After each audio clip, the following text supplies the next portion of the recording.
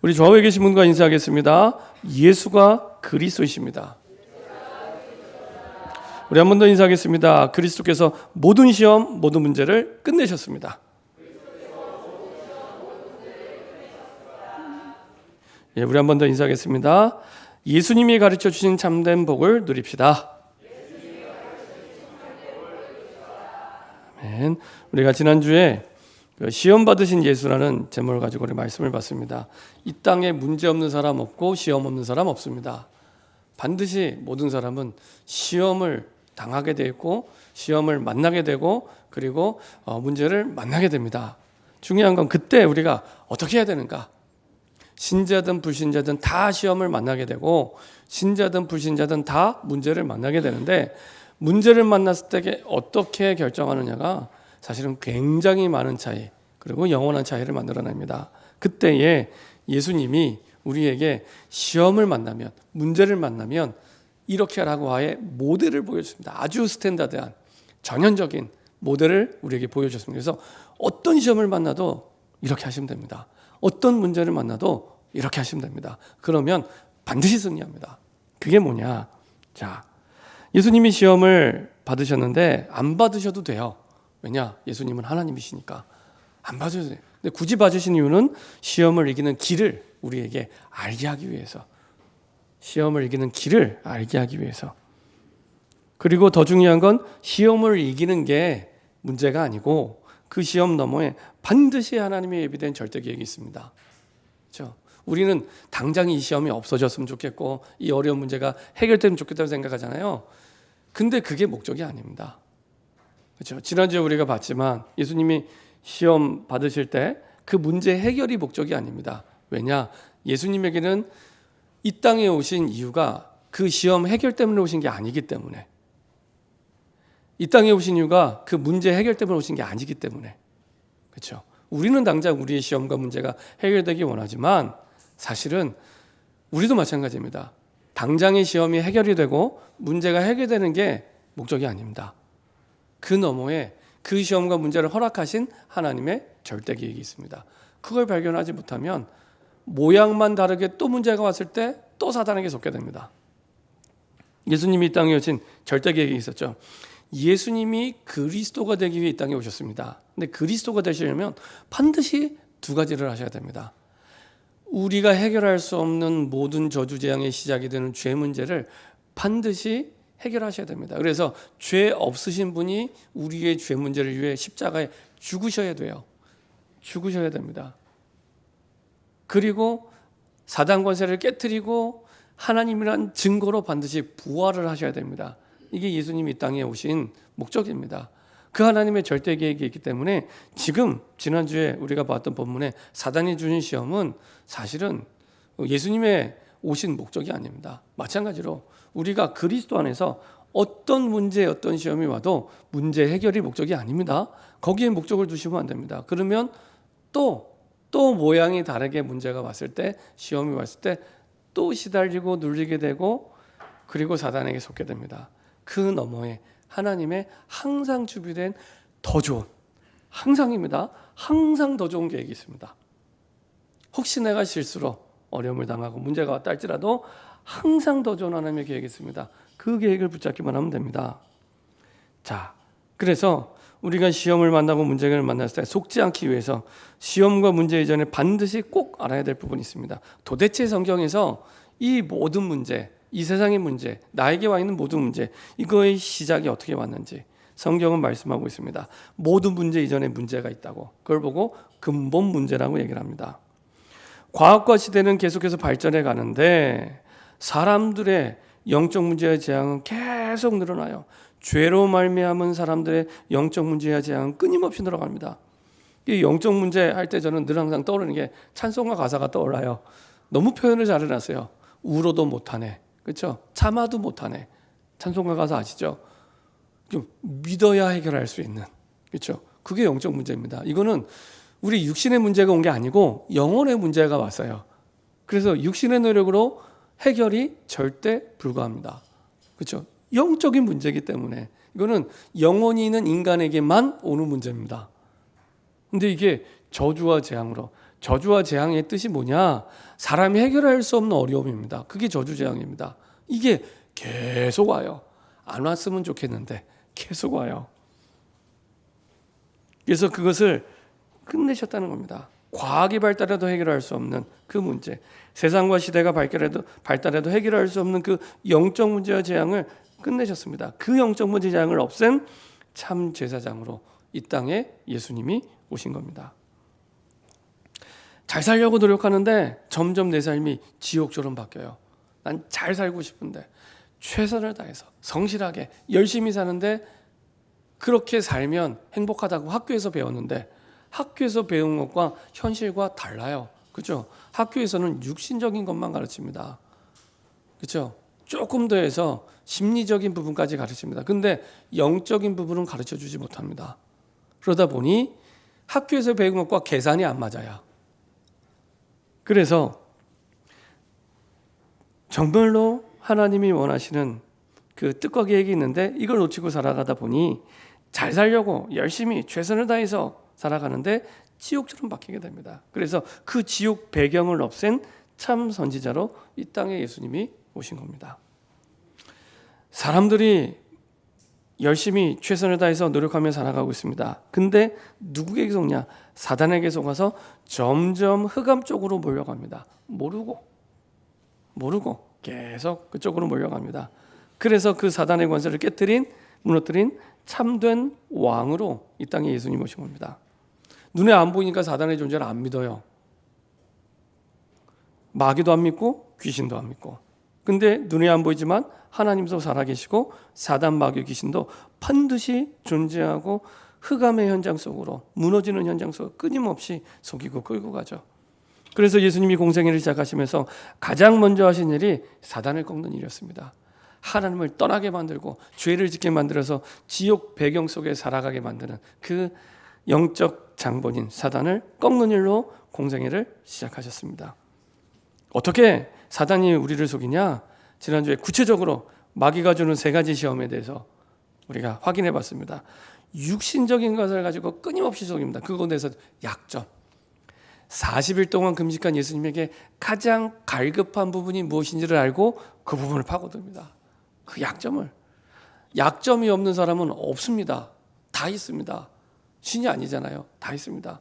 그 부분을 계속 공개합니다. 그 부분만 건드리면 흥분하고, 그 부분만 건드리면 화내고, 그 부분만 건드리면 열내고, 그래서 뭘 놓치게 만드냐?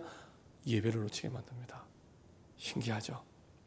어떤 권사님과 딸이 주일 아침에 이제 주일 예배를 드리려고 이제 차를 출발해서 타고 가다가 이제 엄마 권사님이 운전하다가 갑자기 이제 딸에 대해서 이제 한마디 하게 된 겁니다. 근데 딸이 어떤 형편이었냐? 그 공부를 오랫동안 한 분입니다. 이 딸이. 그래서 고3, 재수, 삼수, 장수 하는 딸입니다. 공부를 꽤 오랫동안 한 딸. 그러니까 엄마가 오래 참으셨죠. 그 엄마 권사님이. 그러다가 너 요즘 이렇게 공부를 안 하냐? 한마디 한 겁니다. 안 하니까. 고3, 재수, 삼수, 장수하시는 딸. 근데 이 장수하는 딸도 들으면 기분 나쁘거든요. 그냥 한마디 툭 던진 거예요.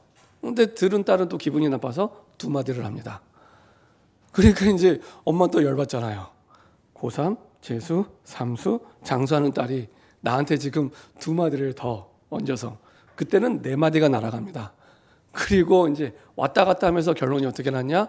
핸들을 확 틀어서 집으로 들어가서 각자 방으로. 그렇죠? 그 뒤에서 누가 웃고 있냐? 사탄만 박수치고 있습니다. 박수! 야, 드디어 내 계획이 성공을 했구나. 사탄만 박수를 치는 겁니다.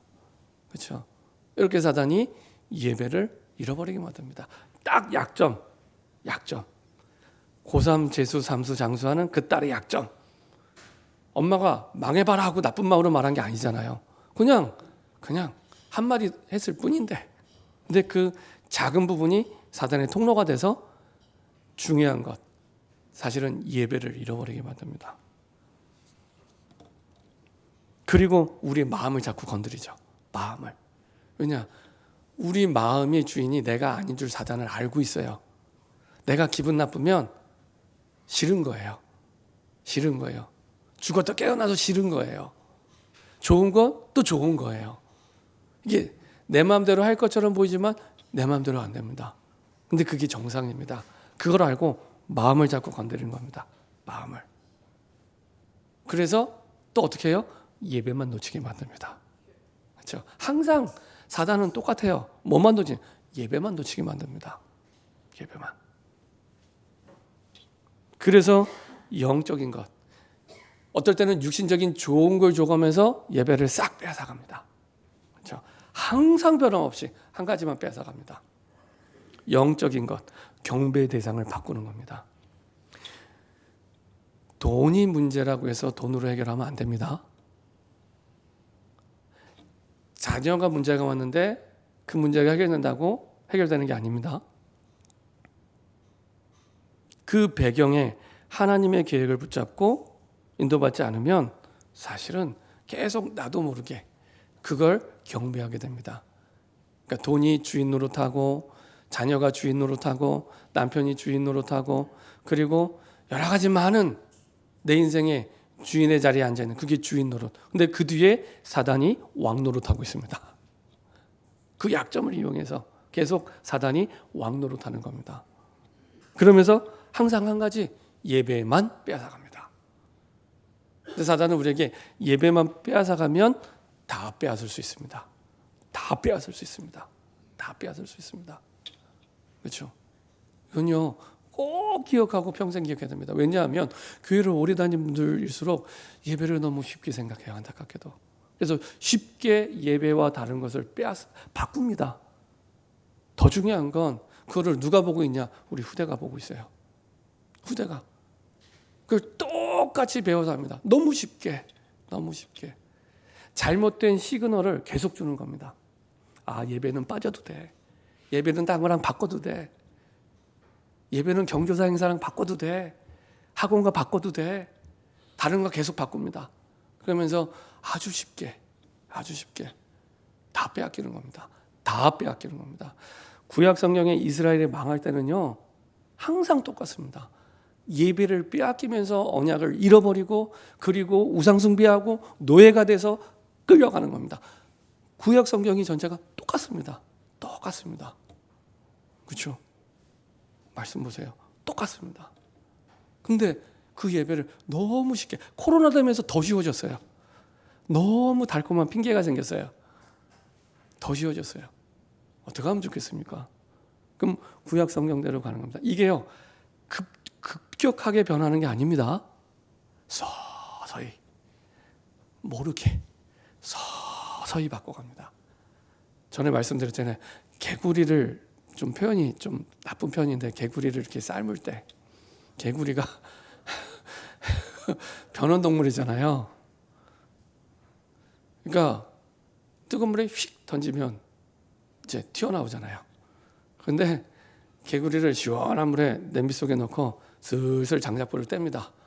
그러면 아 따뜻하다 하면서 죽어가는 겁니다. 예배를 잃어버리면 아 좋다 하면서 죽어가는 겁니다. 죽어가는 겁니다. 꼭 기억하시 바랍니다. 그게 이스라엘이 망했던 것과 무너진 것과 똑같이 가는 겁니다. 그렇죠? 예배가 많잖아요. 우리 주일 예배, 새벽 예배, 수요 예배, 금요 예배. 이게 복음을 모르면 다 짐이 됩니다. 근데 진짜 복음을 알면은 그 예배가 있다는 게 얼마나 중요한지 모릅니다. 전 세계에서 새벽 예배, 수요 예배, 금요 예배 있는 데는 한국밖에 없습니다. 저는 어렸을 때 주일학교 다니면서 전 세계가 다 있는 줄 알았어요. 전 세계가 다 새벽 예배 드리고 다 수요 예배 있고 다 금요 예배 있는 줄 알았어요. 아닙니다. 선교지는 없습니다. 한국인 선교사님 계신 곳에는 있습니다. 한국에서 신앙을 배웠기 때문에. 근데 그게 우리나라를 정말 복되겠다고 저는 믿습니다. 그렇죠? 예배. 그 예배를 빼앗으면서 다 빼앗습니다. 자, 이거를 말씀하시고 나서 그리고 나서 예수님이 공생애를 시작하면서 가장 먼저 가르치신 게 있습니다. 가장 첫 번째로 하신 설교가 뭐냐? 복이 뭐냐? 이겁니다. 복. 근데 이때 당시가 어떤 상태였냐? 꼭 우리나라 일제 시대와 같아요. 그러니까 로마의 그 속국돼서 살아가던 때입니다. 우리나라 일제시대 때죠. 그러니까 너무 어려운 때입니다. 나라가 너무 힘들 때, 너무 어려울 때, 정상적으로 살아가기가 너무 힘든 그때 예수님이 꼭 질문하시는 거죠. 너희들 복이 뭔 줄 알아? 이렇게 질문하시는 겁니다. 사람들 복 받으려고 지금 공부하고 있고, 복 받으려고 지금 일하고 있고, 복 받으려고 행복하려고 돈 벌고 있고, 사람들이 끊임없이 그 복을 쫓아 달려가고 있습니다. 그 사람들에게 질문하는 겁니다. 복이 뭔 줄 알아? 이렇게 질문하는 겁니다. 사람들에게, 모여있는 무리와 제자들에게 복을 위해 살아가잖아. 근데 그 복이 뭐야? 이거 물어보시는 겁니다. 우리나라 사람들이요, 복을 얼마나 좋아하는지 모릅니다. 지금은 뭐 별로 그런 거 같지 않은데, 옛날에 이렇게 결혼해 가면은 혼수감 이렇게 갈 때 이불에 가잖아요. 이불에 가면 이불에 보면 전부 글자가 새겨져 있죠. 제가 오늘 일부러 그래서 그 요약본에다가 한자로 복 옆에 이렇게 써놨습니다. 복복자. 그 이불에 전부 복복자가 들어가 있어요. 다. 그리고 숟가락, 젓가락, 밥그릇 새로 해가잖아요. 그 자세히 한번 보세요. 옛날 가지고 밥뚜껑에 복자가 확 새겨져 있고요. 밥그릇에 복복자가 확 새겨져 있고요. 젓가락 끝에 복복자가 새겨져 있고요. 숟가락 끝에 복복자가 새겨져 있습니다. 얼마나 힘들게 살았으면 제발 결혼해서 복되게 살라고. 제발. 그러니까 눈에 보이는 것마다 복복자를 다 넣어놨어요. 제발 복 받고 살라고. 근데 그렇게 해서 복 받고 사는 거 아니잖아요. 그죠? 마음은 알겠는데. 예수님이 질문한 겁니다. 나라가 지금 속국이 됐는데, 살기 정말 힘들어졌는데 복이 뭐야? 이렇게 질문하는 겁니다. 이 예수님의 질문이요, 세상과 안 맞는 복을, 세상의 사람들 생각과 안 맞는 복을 얘기하시는 겁니다. 특별히 5장 1절 2절에 보면 예수님께서 무리를 보시고 산에 올라가 앉으시니 제자들이 나온지라 입을 열어 가르치시되, 무리와 제자들이 모이는 사람들 속에서 얘기합니다. 진짜 복음 속에서 나오는데, 복음으로 운명을 바꾸고 제자의 삶을 살도록 말씀하시죠. 그래서 그 뒤에 나오는 팔복은 그냥 예수님을 따라가는 무리로서는 이해가 안 되는 말씀이에요. 전부 다. 복음 가진 제자들만이 이해가 되는. 지금 뭐 우리나라가 일제시대만큼 어렵지 않지만 코로나 이후에 세계 경제가 너무 어려워졌어요. 전부 모든 경제 지표가 옛날에 그 IMF 때만큼, 어쩌면 그 이상 경제 지표가 다 안 좋아졌어요. 그리고 저도 이렇게 계속 뉴스를 보고 있지만은 이게 계속. 그래서 올 연말이 되면은 아마 IMF 때보다도 더 물가가 오를 것이다. 이렇게 대부분 전문가들이 얘기를 하더라고요. 그런 상황 속에 예수님이 여러분에게 질문합니다. 복이 뭐야? 도대체 그 복을 위해 막 달려가는데 그 복이 뭐야? 우리가 생각하는 반대 것을 말씀하십니다. 그래서 오늘 보시면은 3절부터 쭉 복에 대해서 8가지 복에 대해서 예수님이 말씀하십니다. 심령이 가난한 자는 복이 있나니. 너무 어려운데 심령이 풍성해야지, 가난하면 안 되잖아요. 반대를 얘기합니다. 심령이 가난하래요. 가난한 자는 복이 있나니 천국이 그들의 것이며, 애통하는 자는 복이 있나니. 나중에 말씀드리겠지만 애통하는 그 애통이 원래 원어의 뜻이 뭐냐면요, 나의 가장 사랑하는 사람이 죽었을 때 느끼는 슬픔입니다. 그게 애통입니다. 나의 가장 사랑하는 사람이 죽었어요. 그때 느끼는 슬픔이 애통인데, 그렇게 슬퍼하면 복이 있대요.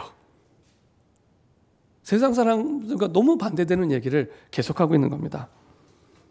그렇지 않아도 나라가 지금 일제시대처럼 속국이 돼서 힘든데 거기에 지금 기름을 붓고 계시죠. 그들이 위로를 받을 것이요. 온유한 자는 복이 있나니 그들이 땅을 기업으로 받을 것이요. 온유한 자. 지금 막 정상적으로 살기 힘든 일제시대처럼 그런 상황인데 어떻게든지 하나라도 더 빼앗고 경쟁해야 되는데 온유하래요. 의에 줄이고 목마른 자, 의에 줄이고 목마른 자. 옳은 것을 위해서 살아가래요. 나라가 힘들고 여러 가지 어려우니까 어떻게든지 살아남으려고 경쟁해서 편법을 써더라도 이렇게 살아야지. 의에 줄이고 목마른 자, 배부를 거래요. 긍휼히 여기는 자, 내가 좀 긍휼히 여김을 받았으면 좋겠는데 긍휼히 여기래요. 나 살기도 힘든데 긍휼히 여기는 자는 복이 있나니 그들이 긍휼히 여김을 받을 것이며 마음이 청결한 자 복이 있나니 그들이 하나님을 볼 것이며. 지금 세상에서 살 수 없는 얘기만 계속하고 계십니다. 특히 일제시대 같은 속국인 상황 속에서 화평케 하는 자는 복이 있나니 그들이 하나님의 아들이라 일컬음을 받을 것이요. 하나라도 싸워서 내 것으로 가져가야지 어떻게 화평케 해요. 나 살기도 힘든데. 의를 위하여 박해를 받은 자 옳은 일을 위하여 박해를 받는 자는 복이 있나니 천국이 그들의 것임이라. 박해를 받으래요. 전부 현실 상황과 안 맞는 얘기만 계속 하시는 겁니다. 이 무리로서는 이해가 잘 안 되는 그런 말씀만 계속 하시는 겁니다. 우리가 생각하는 반대의 것 8가지를 말씀하시면서 지금까지 우리의 살아가는 그 운명 바꾸고 삶의 근본을 바꾸라고 말씀하고 계십니다. 정말로 지금 흑암에 잡혀 속국이 된 로마의 속국인 너희들 형편 속에 있는 거기서 잘 살고 있다고 생각하는 그게 진짜 복이냐 이렇게 말씀하고 있는 겁니다. 로마의 속국되어 있는데 왕이 무슨 소용이 있습니까? 그렇죠? 꼭두각시 왕인데 거기에 대제사장, 바리새인, 사두개인, 서기관 세상 사람을 볼 때 잘 산다고 하면 그거 진짜 복이냐? 하나님이 질문하시는 겁니다. 그게 진짜 복이냐? 그 질문하시는 겁니다. 그러니까 우리의 복과 하나님의 축복은 보는 시각이 굉장히 다르죠. 그래서 팔복에 대해서 조금 더 구체적으로 말씀드리면 심령이 가난하다는 말은 그런 말씀입니다. 이 스스로 한계를 느끼고 나를 도와주실 분은 하나님밖에 없구나. 여기 심령이 가난한 겁니다. 내가 지금 너무 어려운데 정말 나에게 도움 주실 분은 하나님 한 분밖에 없구나 라고 느끼는 마음이 심령이 가난한 자입니다. 그렇게 느끼고 회개하고 돌아선 마음, 그게 심령이 가난한 자. 애통한 자, 아까 말씀드렸죠. 정말로 나의 가장 사랑하는 사람이 죽었을 때 느끼는 슬픔, 그게 원래 원어의 애통입니다. 근데 이게 내 주변에 복음이 없는 불신자가 그렇게 보이냐, 그 얘기입니다. 지금 나랑 같이 직장에서 일하고 있고 우리 가정에 사는 가족과 내가 사는 지역에 있는 그 사람들이 정말로 내가 가장 사랑하는 사람이 죽었을 때 느끼는 슬픔을 가지고 바라보고 있느냐. 무리는 도저히 이해가 안 되는 얘기입니다. 하나님은 그렇게 바라보고 있다는 겁니다. 하나님은 내 옆에 복음을 받지 못한 불신자를 그렇게 바라보고 있다는 겁니다. 이게 애통한 자입니다. 자, 온유한 자. 온유한 자는 어떤 사람입니까?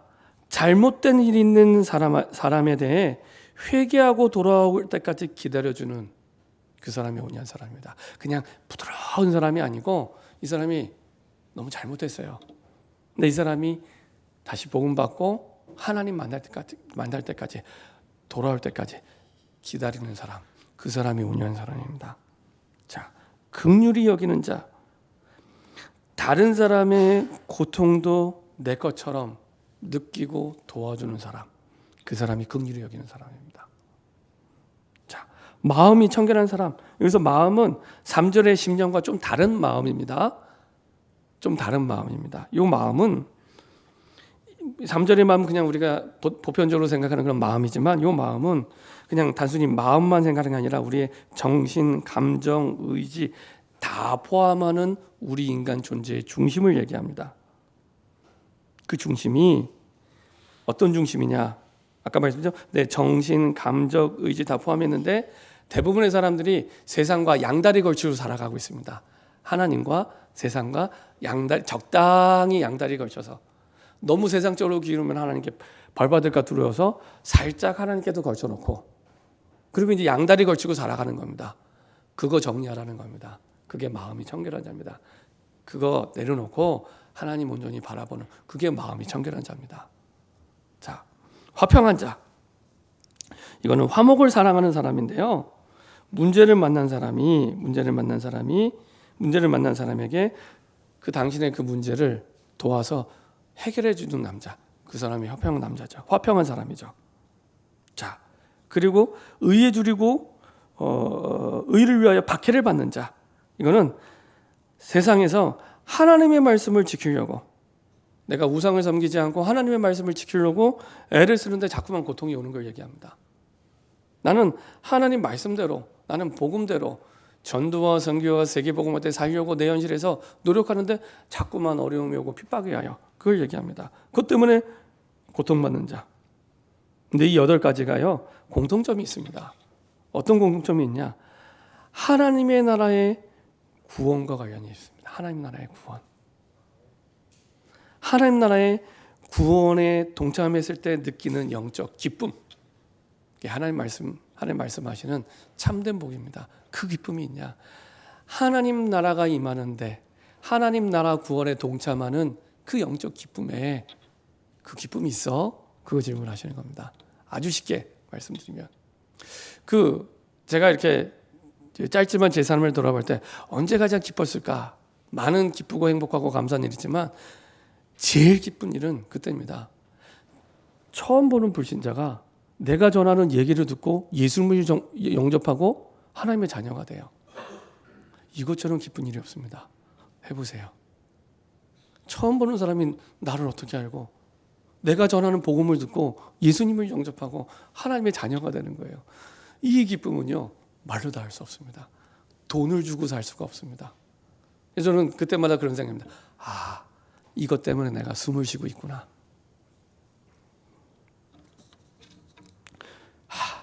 이것 때문에 내가 살아가고 있구나.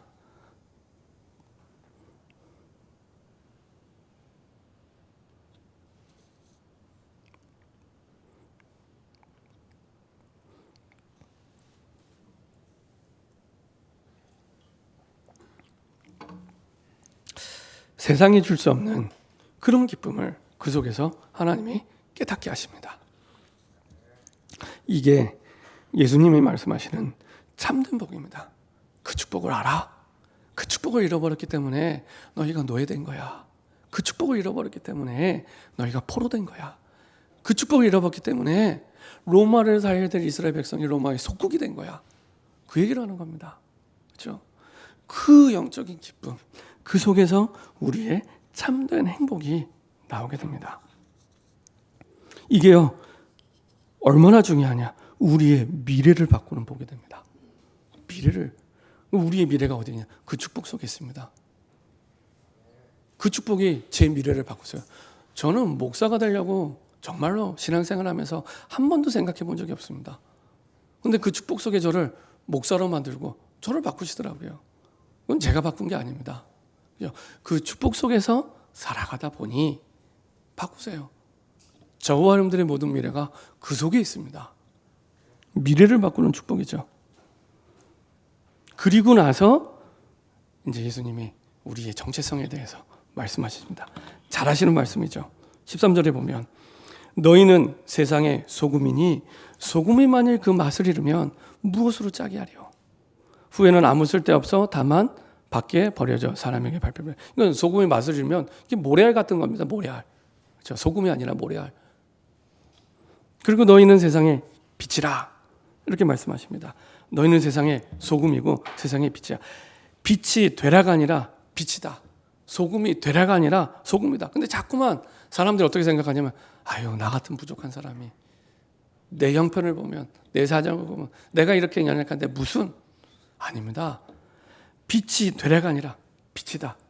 빛 되신 그리스도가 임했기 때문에 빛입니다. 우리의 정체성이. 그렇죠? 소금이 되라가 아니라 소금입니다. 그래서 이사야 60장 1절 일어나 빛을 발하라. 빛으로 준비해라 이렇게 말씀 안 하시고 일어나라. 빛을 발하라. 이건 구원받은 하나님의 자녀에게 주시는 말씀입니다. 영광의 빛이 이미 임했기 때문에 그리스도의 빛이 임했기 때문에 일어나 빛을 발하기만 하면 생명이 살아나게 되어 있습니다. 그렇죠? 그래서 흔들릴 수밖에 없는 존재지만 흔들릴 수 없는 언약만 붙잡기만 해도 다 살릴 수 있습니다. 그렇죠? 중요한 건 그 언약이 흔들리는 내 마음과 내 생각과 내 영혼을 붙잡고 있어야 되는데 그렇지 않습니다. 붙잡기만 하면 빛을 비추게 되고 짠맛을 내게 되어 있습니다. 그래서 내가 가지고 있는 것 주면 돼요. 그렇죠? 사도행전 3장 6절에 있는 말씀대로 베드로가 고백한 대로 안전병기를 보고 내게 있는 것 내게 주노니 곧 나사렛 예수 그리스도의 이름으로 일어나 걸으라. 우리에게 그리스도가 있기 때문에 내게 있는 그 그리스도를 주기만 하면 됩니다. 그렇죠? 가지고 있는 것 주면 돼요.